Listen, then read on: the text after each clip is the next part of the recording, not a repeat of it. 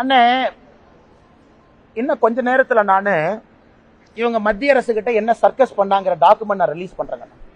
இந்த எம்ஓயுன்னு பேசுறோம்ல, அந்த MoU drama என்னன்னு பாத்துருவோம். அடுத்து எம்ஓயு டிராமாவை பார்ப்போம். அன்பில் மகேஷ் பொய்யாமொழி எப்ப போனாரு, எம்ஓயு என்ன தூக்கிட்டு போனாங்க, இந்த மாடிஃபைடு எம்ஓயுன்னு என்ன பேசுறாங்க, அந்த டாக்குமெண்ட் எங்கிட்ட ஆல்ரெடி இருக்கு, அதை பேசுவோம். இவங்க போய் என்னங்க டிராமா பண்ணிட்டு வந்தாங்க. மத்திய அரசு தொடர்ந்து எல்லா திட்டங்களுக்கும் பணம் கொடுத்துட்டு இருக்காங்கன்னா there is a system. Central கவர்மெண்ட்ல இருக்கும் பொழுது ஒரு இந்திய அரசு கீழே நாம் எல்லாரும் இருக்கோம். ஒரு ஆர்மி, ஒரு டெலிகம்யூனிகேஷன், ஒரு சிம்பல், ஒரு கரன்சி வேல்யூ பிடிக்குதோ இல்லையா ஒத்து போய்தான் ஆகணும். இந்தியன் ஆர்மி எனக்கு பிடிக்காது, எனக்கு இந்தியன் ஆர்மியில தமிழ்நாட்டில இருந்து இத்தனை பேர்த்த எடுக்கணும், கர்நாடகால இருந்து இத்தனை பேர்த்த எடுக்கணும் முடியாது. Army has got its own policy. அது தமிழ்நாடு அரசு இங்க உட்கார்ந்து டிக்டேட் பண்ண முடியாது. எஜுகேஷன் கன்கரண்ட் லிஸ்ட்ல இருக்கு. கன்கரண்ட் லிஸ்ட்ல நாங்க கொண்டு வரல, இந்திரா காந்தி அம்மையார் கொண்டு வந்தார். அப்படி இருக்கும் பொழுது ஒரு மாநில அரசுக்கு கல்வியை பற்றி எவ்வளவு உரிமை இருக்கோ மத்திய அரசுக்கும் கல்வியை பத்தி எவ்வளவு உரிமை இருக்கு. மத்திய அரசு ஒரு ஸ்டேட் லிஸ்ட் இருக்கக்கூடிய சப்ஜெக்டுக்கு முக்கிய நுழைக்கல. மத்திய அரசு கன்கரண்ட் லிஸ்ட்ல மத்திய அரசுக்கும் அதிகாரம் இருக்கக்கூடிய ஒரு துறையில தான் மத்திய அரசு பேசுறாங்க. அதே போல இவர்களுக்கு இஷ்டத்துக்கு வந்த போறெல்லாம் ஆட்சி நடத்துவதற்கெல்லாம் அரசியலமைப்பு சட்டத்தில் அனுமதி இல்லை. இன்னைக்கு 3 மொழி 2 மொழி 3 மொழிக்கு ஆதரவு இருக்கு, அதை நாங்க சொல்றோம். திராவிட முன்னேற்ற கழகம் இல்லைன்னு சொல்லுது. அந்த அரசியல் ஸ்டாண்டா நீங்க பார்த்தாலும் கூட தமிழகத்தில் எத்தனையோ பேர் 3 மொழி படிக்கணுங்கிறாங்க. பள்ளி கல்வித்துறை அமைச்சர் சொல்ற டேட்டாவும் தப்பு. சிபிஎஸ்இல படிக்கிற 15 லட்சம் பேர்த்த சொல்றாரு.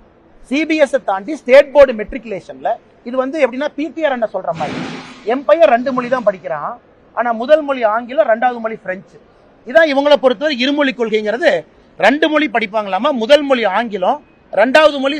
பிடிஆர் பையன் கொஞ்ச நாள் பிரெஞ்சு படிச்சாரு, கொஞ்ச நாள் ஸ்பானிஷ் படிச்சார். அந்த எல்லா டீடைல்ஸ் நான் விட விரும்பலீங்கன்னா, ஏன்னா ஒரு தனிப்பட்ட மனிதனை காயப்படுத்துவது நோக்கில் எந்த ஸ்கூலு என்ன படிச்சாங்க எல்லாம் சொல்ல தெரியும். இது இருமொழி கொள்கையா?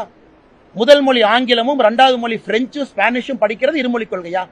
இதை கூச்சமே இல்லாம மேடையில் ஏறி அமைச்சர் பொய் சொல்றாரு. இதான் இருமொழி கொள்கை.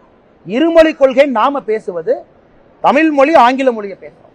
நாங்க 3 மொழின்னு பேசுறது தமிழ் மொழி ஆங்கில மொழி 3வது மொழியை பேசுறோம்.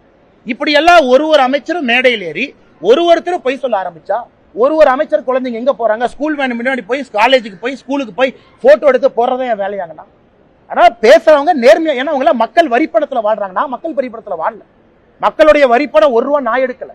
சாதாரண மனிதனா என் சொந்த பணத்தை அரசியல் பண்ணி உங்கள்கிட்ட பேசிட்டு இருக்கேன். மக்கள் வரிப்பணத்தில் இருக்கிறவங்க டிரான்ஸ்பரண்டா பேசணும்ல, உண்மை பேசணும்ல. மக்கள் வரிப்பணத்தில் இருக்கக்கூடிய அமைச்சர்களே மீடியா திசை திருப்பி இல்ல அண்ணாமலை கேள்வி கேட்டார நான் பதில் கொடுத்துட்டேன், பாத்தீங்கல்ல என் பவரை, என் பையன் 2 மொழி கொள்கை தான். 2 மொழி கொள்கைன்னா என்னன்னு சொல்லுங்க. ஆங்கிலமும் பிரெஞ்சு ஸ்பானிஷ் படிக்கிறான்னு சொல்லுங்க. இதுதான் அவங்க லட்சணமா? இங்க பேசக்கூடிய யாராச்சும் ஒருத்தர் நேர்மையா பேசுறாங்களா? அன்பில் மகேஷ் பொய்யாமொழியே எங்க பையன் பிரெஞ்சு படிக்கிறான், இல்ல தம்பி சொன்னாரு பிரெஞ்சு ட்ரை பண்ணிட்டுமான்னு கேட்டாரு, ஓகேன்னு சொல்றேன். இந்த எம்ஓயு வந்ததுக்கு அப்புறம் இன்னும் கச்சேரி இருக்குன்னா எம்ஓயு கச்சேரி வரட்டும், இவங்க போய் என்ன டிராமா பண்ணாங்கன்னு அப்புறம் பேசுவோம்.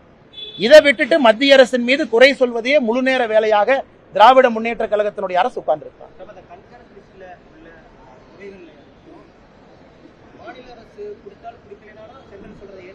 ஏத்துக்கணும்னு சொல்லிங்கன்னா கன்கரண்ட் லிஸ்ட பொறுத்த வரைக்கும் மாநில அரசு முழுமையாக நாங்க தான் திட்டம் போடுவோம், 100% எங்கள் உரிமைன்னு சொல்றதுக்கு எந்த மாநில அரசுக்கு உரிமை இல்லை.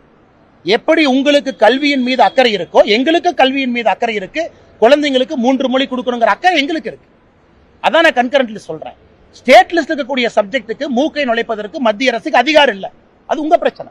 ஆனால் நாங்க மட்டும்தான் கல்வியை தீர்மானம் பண்ணுவோம்னு சொல்றது என்ன நியாயம்? அப்ப எதுக்காக அது கன்கரண்ட் லிஸ்ட் இருக்கு? அதான் அந்த எம்ஓயு டாக்குமெண்ட் ரிலீஸ் பண்ணா உங்களுக்கு தெரியும் நெகோசியேஷன் எத்தனை டைம் நடந்தது. ஃபர்ஸ்ட் எம்ஓயு என்ன அனுப்பிச்சாங்க, அப்புறம் கனிமொழி அக்கா இடையில போய் என்ன பஞ்சாயத்து பண்ணாங்க, கனிமொழி அக்கா அன்பில் மகேஷ் பொய்யாமொழி எது கூட்டிட்டு போனாங்க, அந்த சூப்பர் சிஎம் யாரு, இந்த கதையெல்லாம் அடுத்து பேசுவோம்ல. ஆனா இவங்க மட்டும்தான் எம்ஓயு நான் வெளியிடுறேன், இவங்க என்ன டிராமா பண்ணாங்க வெளியிடுறேன். எனக்கு இதே தான் வேலை. மொப்பிடிக்கிற நாய் மாதிரி ஒன்னொன்னா பிடிச்சி வெளியிடுறதா வேலைங்கன்னா, யார் எந்த ஸ்கூலுக்கு போனாங்க, என்ன படிச்சாங்க, என்ன பண்றாங்க. ஏன்னா இவ்வளவு போய் சொல்லும் பொழுது நான் என்ன பண்ணுவாங்கன்னா சொல்ல வேண்டிய கட்டாயம் கடமையும் எனக்கு இருக்கு.